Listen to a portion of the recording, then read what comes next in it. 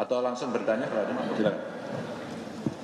Saudara, kalau dari apa yang disampaikan tadi, permohonan, sebenarnya masalahnya simpel, Pak.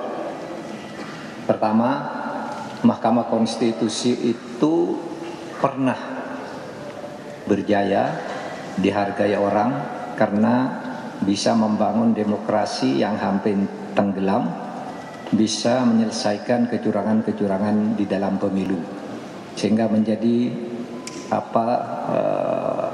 tempat pujian bukan hanya dari dunia ilmu pengetahuan tetapi juga dari praktisi-praktisi hukum dan pengadilan dari berbagai negara. Oleh sebab itu masalahnya simpel. Yang kedua, Mahkamah Konstitusi sekarang ini berani apa enggak, mau apa tidak mengembalikan marwah Mahkamah Konstitusi dengan menjaga demokrasi dan konstitusi kita. Karena sungguh bahaya masa depan bangsa ini kalau kemudian timbul persepsi bahwa yang bisa memenangkan pemilu itu hanya orang yang punya kekuasaan, yang berkolaborasi dengan orang yang punya uang. Mundur peradaban kita kalau Mahkamah Konstitusi tidak mau meraih kembali kejayaannya. Itu aja kalau saya. Materinya tadi udah jelas. Ya. Sebetulnya apa yang dikatakan oleh Pak Ganjar dan Pak Mahfud sudah sangat jelas. Tadi ketika masuk ke gedung ini ada seorang wartawan yang menanyakan pada saya mengapa melakukan permohonan PHPU padahal perolehan suaranya begitu jomplang 40%. Tapi Pak Mahfud dan Pak Ganjar sudah mengatakan ini bukan soal kalah menang. Ini persoalan demokrasi, bagaimana kita menyelamatkan demokrasi, bagaimana kita menyelamatkan republik. Satu suara pun itu harus dihormati. Kedaulatan rakyat itu adalah kunci buat semua proses pemilu dan pilpres.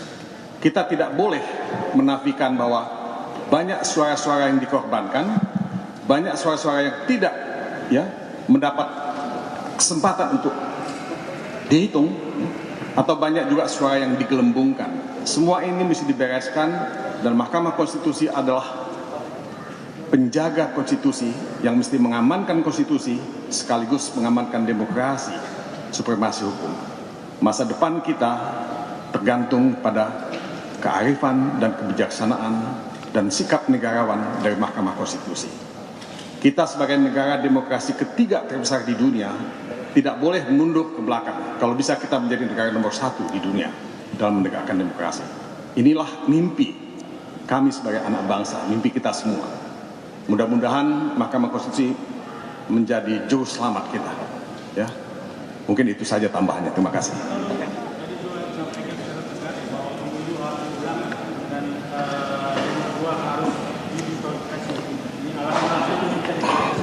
Alasannya sudah kami kemukakan dengan cukup jelas tadi ya. Jadi bukan pemilu diulang, tapi pemungutan suara ulang di seluruh TPS di Indonesia. Kami tadi mendalilkan antara lain, tapi saudara bisa baca di permohonan PHPU yang bisa diunggah ya, dan juga bisa melihat semua rekaman. Kita ini kan melihat ya pelanggaran TSN yang sangat terstruktur, sistematik dan masif. Dimulai dengan apa? Dimulai dengan nepotisme. Nepotisme yang melahirkan abuse of power. Nah, ramifikasi atau turunan dari nepotisme dan abuse of power itu adalah intervensi kekuasaan, penyalahgunaan bansos, kriminalisasi pejabat yang tidak mengikuti perintah dari kekuasaan, dan banyak lagi. Ya, kita melihat baliho diturunkan, kita melihat Pak Ganjar, Pak Mahfud tidak bisa tampil dalam acara-acara tertentu. Kita melihat algoritma kekuasaan yang menggiring pemilih untuk ke TPS, tapi tidak punya kebebasan untuk memilih. Ini absurd, sangat absurd untuk mendengar ini. Tapi that is what happening. Algoritma kekuasaan kemudian masuk ke algoritma IT yang melakukan penggelembungan suara. Dan itu tidak bisa dideteksi karena KPU tidak transparan dan akuntabel dalam hal ini. Nah, mungkin itu sedikit saja jawabannya. Nanti kita bisa lihat kembali secara lebih detail dan proses pembuktian. Makasih ya. Oke, cukup ya. Cukup ya. Kita kesana.